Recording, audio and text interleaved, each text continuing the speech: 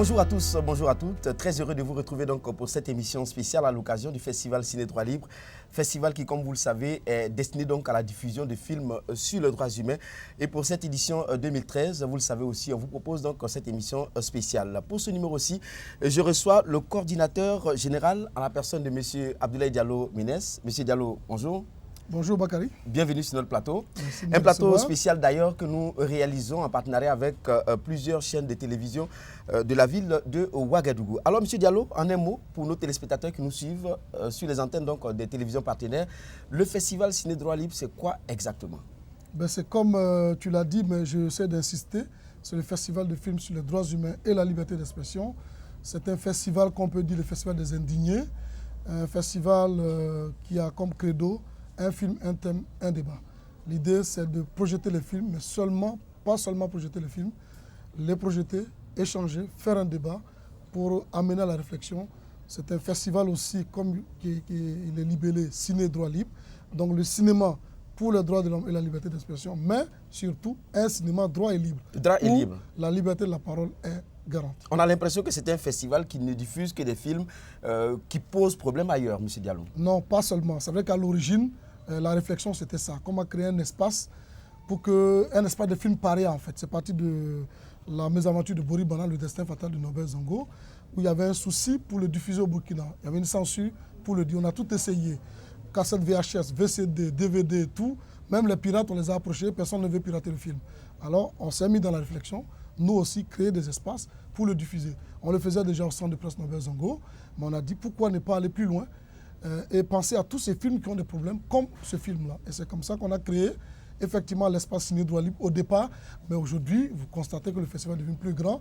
Il y a certes des films problématiques, des films sensibles, mais il y a aussi d'autres films qui passent partout, mais qui traitent de sujets intéressants, des sujets qui concernent les droits humains et qu'on passe à Ciné Droit Libre. Disons qu'après 9 éditions, on ne vient plus à Ciné Droit Libre sous le manteau, on vient à visage découvert, parce que là, c'est clair. Je pense que c'est très clair et le public s'est vraiment approprié ce festival.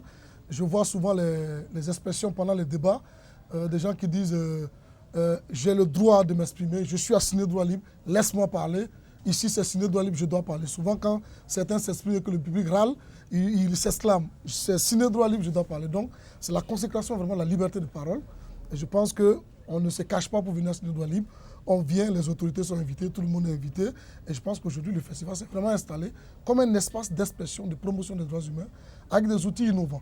Voilà un peu le lieu où nous on se situe, c'est d'utiliser le film et tout ce qui est autour, Internet, et tout ce qui concerne les jeunes, des outils innovants, comme le village qu'on a installé hier, mais promouvoir les droits humains à travers ces outils innovants. Alors, 9 éditions, 2013, le thème c'est Où va l'Afrique?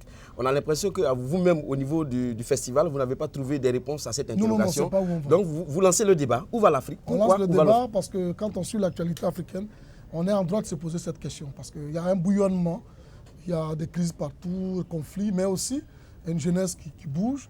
On a vu un peu les révolutions au niveau des pays maghrébins. On a vu ce qui s'est passé au Sénégal avec Yanama, un peu partout, même au Burkina ici. Tout ce qui se passe depuis plusieurs années, cette jeunesse-là qui bouillonne et tout. On se dit, il y a vraiment toutes les puissances aussi qui commencent à s'intéresser subitement. Bon, on s'est toujours intéressé à l'Afrique, mais peut-être que maintenant les moyens de communication permettent de voir comment l'Afrique constitue un intérêt, un enjeu. Peut-être c'est les moyens de communication qui permettent de le voir. Sinon, ça a été tout le temps comme ça. Et donc, on s'est dit, il y a vraiment une question à se poser. On a l'impression d'être à un carrefour comme celui-là, où il y a plusieurs flèches.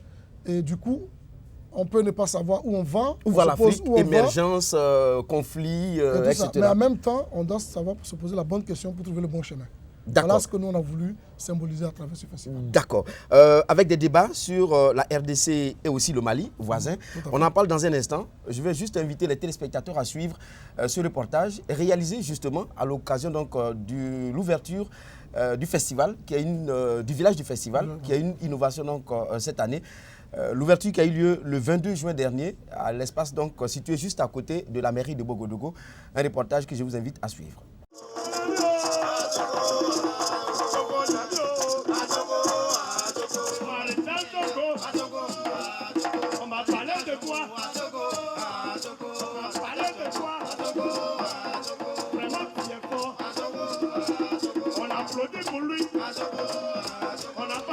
Ambiance facile dans un village où le chef n'hésite pas lui-même à esquisser quelque part des danses. Nous sommes au village du festival Ciné Droit Libre. Comme ils n'ont pas travaillé, ils sont devenus chanteurs. Sinon, normalement, leurs parents les ont mis à l'école, on dit allez-y à l'école. Ils sont allés à l'école, ils sont arrivés à l'école. Ils sont revenus à Tam Tam. Un village érigé pour d'abord permettre au public de voir les films programmés au festival et créer une animation grand public autour de l'événement. À l'ouverture du village, 3 films, courts-métrages de 3 réalisateurs burkinabés sur le thème de l'édition 2013 Où va l'Afrique ont été projetés. Suivi du début des émissions de Samska FM. Pendant 3 jours, l'ancien animateur radio a donné rendez-vous au public pour suivre en direct ses animations reggae. Je suis un homme droit et j'aime les hommes droits. Je suis un progressiste et j'aime les progressistes.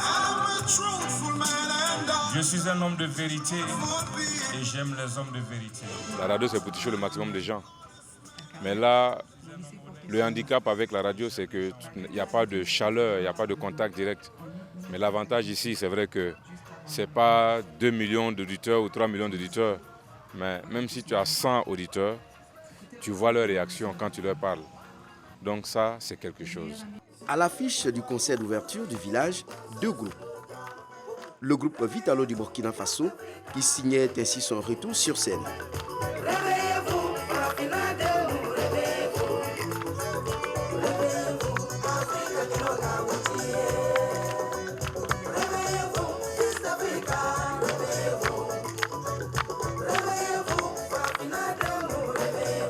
Invité du festival Ciné Droit Libre 2013, le groupe sénégalais de rap Kergui, composé de Tchad et de Filiken, groupe qui a conduit le mouvement Y'en a marre au Sénégal et qui n'a pas eu du mal à convaincre le public dès qu'il est monté sur scène.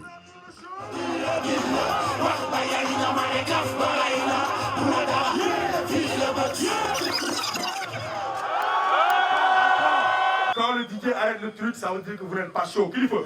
C'est pas grave. Ok, on rentre à Dakar comme ça. Merci. Droit, liberté, c'est forcément nous. Alors le cinéma, la vie, c'est un film. Chacun a un rôle. Chaque acteur vient jouer sa partition. Donc nous sommes très fiers d'être là. C'est notre festival, ça. C'est pour nous. C'est créé sur mesure, taillé sur mesure pour nous. Ouais, on est vraiment là-dedans. Ah ouais, on est vraiment là-dedans. Vraiment, et ça ne va pas être la première fois. Désormais, tant que le festival aura besoin de nous, nous allons venir. Vous savez, qu'est-ce qui est plus difficile? C'est d'écouter des artistes qui parlent une langue que vous ne comprenez pas et que vous bougez. Ça veut dire que c'est un public connaisseur. Franchement, moi, je découvre le public de Ouaga. Vous êtes l'un des publics les plus chauds de l'Afrique et même du monde. Tout est donc bien parti pour le village. La grande innovation du Festival Ciné Droit Libre 2013, et ce, à la grande satisfaction du public et du comité d'organisation. Des films à l'animateur Samska et bien sûr les artistes Kergui qui est là. Je pense qu'ils nous ont épatés, ils nous ont fait savoir en tout cas ce que la jeunesse africaine normalement, la conscience et en fait nous réveiller en quelque sorte. Nous pensons savoir qu'on doit prendre des initiatives, on doit se prendre en main pour en tout cas exprimer ce que nous pensons. À travers ces projets comme ça qui permettent de s'exprimer, qui permettent de se rencontrer et de penser au futur, je pense que c'est louable.